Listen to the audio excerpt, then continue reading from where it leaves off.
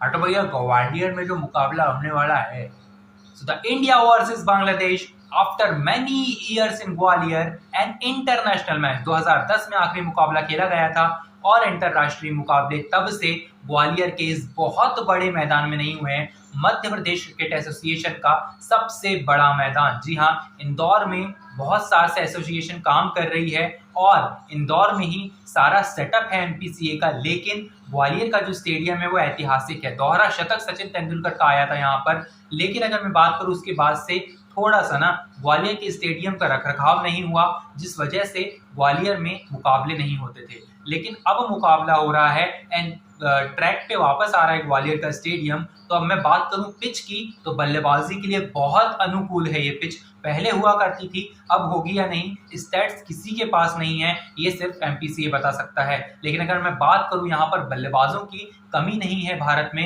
रिंकू सिंह, शिवम दुबे, हार्दिक पांड्या आते हैं नीचे के क्रम में, ऊपर से संजू सैमसन है, अभिषेक शर्मा है, सूर्य कुमार यादव हैं, वॉशिंगटन सुंदर हैं हमारे पास, बहुत सारे नीतीश रेड्डी हैं। मतलब बैटर्स को तो भर भर के रखा गया है इस टी20 टीम में, और गेंदबाजों को भी, चाहे वो मयंक यादव हो, अर्शदीप सिंह हो, हर्षित राणा हो, वरुण चक्रवर्ती हो, रवि बिश्नोई हो, तो सबको मौका मिल रहा है। अगर सबको मौका मिलता है इस सीरीज में तो बहुत अच्छी बात है, नहीं भी मिलता है तो अनकैप्ड रहेंगे और रिटेन कर लिए जाएंगे, वरना वो आईपीएल में रिटेन नहीं हो सकते 11 करोड़, 14 करोड़, 18 करोड़ की बोलियों में, क्योंकि 4 crore is enough for the uncapped player. और अगर कैप्ड हो जाते हैं तो वो सारा स्ट्रेटेजी बनाकर ही सूर्य कुमार यादव को यहाँ पर टीम लीड करनी होगी। और अगर बात करूं बांग्लादेश की, पिछले खेले गए 6 मुकाबलों में से सिर्फ 1 जीता है बांग्लादेश टी20 में, और 5 मुकाबले भारत के नाम रहे हैं। और वैसा ही अब कंटिन्यू रहेगा। भारत इस सीरीज को भी व्हाइट वॉश करने वाला है, क्योंकि भारत की जो टीम स्ट्रेंथ है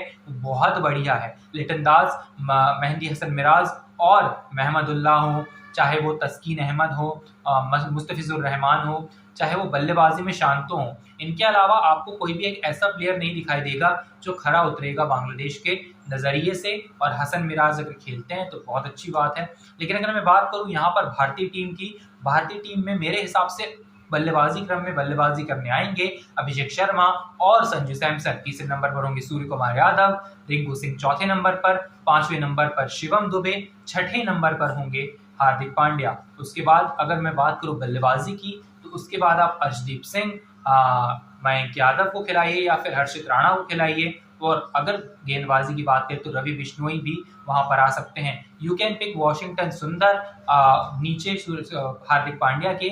लेकिन अगर मैं बात करूं बल्लेबाजी अगर आपको बढ़ानी है, तो फिर आप जाहिर सी बात है नीतीश कुमार रेड्डी के साथ जाएंगे। नितेश शर्मा के साथ आप इसलिए नहीं जाना चाहेंगे क्योंकि आपके पास विकेट कीपर के तौर पर संजू सैमसन प्रेजेंट होंगे। संजू सैमसन अगर 2 मैच में प्रदर्शन नहीं करते हैं तो मुझे ऐसा लगता है कि जहां पर जितेश शर्मा को मौका जरूर देना चाहिए। अगर बात करें फैंटेसी क्रिकेट 11 की, तो वहां पर मैंने बल्लेबाजी में पिक किया हुआ है सूर्य कुमार यादव को, रिंकू सिंह को, अभिषेक शर्मा को, और एक बल्लेबाज मैंने पिक किया हुआ है शांतो। शांतो का आप हटाकर यहाँ पर कोई एक गेंदबाज बांग्लादेश का रख सकते हैं, क्योंकि वो एज है उनके ऊपर।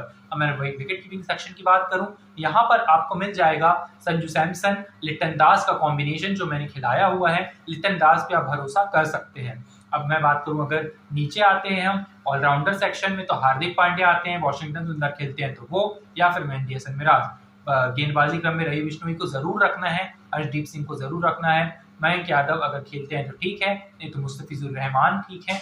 और एक गेंदबाज जो है बांग्लादेश का अगर आप रखना चाहें तो रख सकते हैं, वरना Mayank Yadav is okay for you. तो ये कॉम्बिनेशन ऐसा बनता है कि भारतीय टीम इस मैच को पूरे तरीके से निकाल लेगी। 85% गूगल कह रहा है, मैं कह रहा हूँ 95% India will win this match. और सूर्य कुमार यादव, अभिषेक शर्मा या फिर रिंकू सिंह में से कोई एक बैटर बड़ी इनिंग खेलेगा। Thank you so much for watching. I will meet you in the next video. Till then stay tuned.